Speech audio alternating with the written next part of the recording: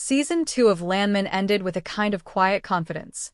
Not the loud, explosive kind of ending you might expect from a Taylor Sheridan show, but something more calculated. Like a chess player who just moved a piece and is waiting to see if the opponent noticed. And that's exactly the energy heading into Season 3. Everything looks settled on the surface, but underneath, the foundations are already shifting. Let's start with Tommy, because everything in this show, in one way or another, comes back to him. By the close of Season 2, Tommy had done something that most people in his position don't get to do. He walked away on his own terms and immediately started building something new. The new company isn't just a survival move. It's a statement. And the fact that he locked in funding from Galino so quickly tells you everything about where Tommy stands in this industry. Being pushed out didn't damage his reputation. If anything, it sharpened it. But here's what Season 3 is going to test.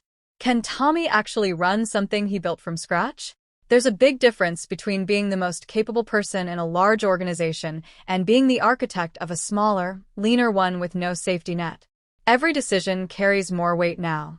There's no bigger machine absorbing the mistakes. And with Cooper as president, Nate on financials, and Rebecca handling operations and legal, this team is talented, but it's also untested at this scale together. That combination of trust and inexperience is where the cracks usually start. Speaking of Cooper, his arc going into the next season might be the most unpredictable of anyone on the show. He survived something in Season 2 that could have ended everything for him. The legal threat was neutralized, but the circumstances around it were never fully resolved. Someone pushed hard to put him away. That kind of targeted pressure doesn't come from nowhere, and it doesn't simply disappear because the immediate danger passed. Season 3 will almost certainly bring that unfinished business back into the picture, probably at the worst possible moment. Right when the new company needs him most, there's a real chance something from his past resurfaces to complicate everything. And then there's the question of Mtex and what it means for the season's larger business storyline. With Nate's revelation that Mtex was essentially built around Monty and was never designed to outlast him, the company is effectively on borrowed time. The interesting question isn't whether it survives, it probably won't, but who controls how it ends? That's where the real tension lives. If Tommy's new venture starts pulling in deals that Mtex once would have handled, it creates a direct collision course. Not necessarily a personal one, but a professional one. And in this world, professional and personal are never fully separate. On the relationship side, Tommy and Angela remarrying is one of those developments that sounds like resolution but almost certainly isn't.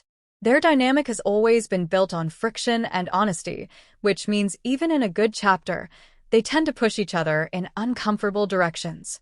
Season 3 will likely use their renewed commitment as a backdrop for testing exactly how solid that reconnection really is. Marriage changes the stakes.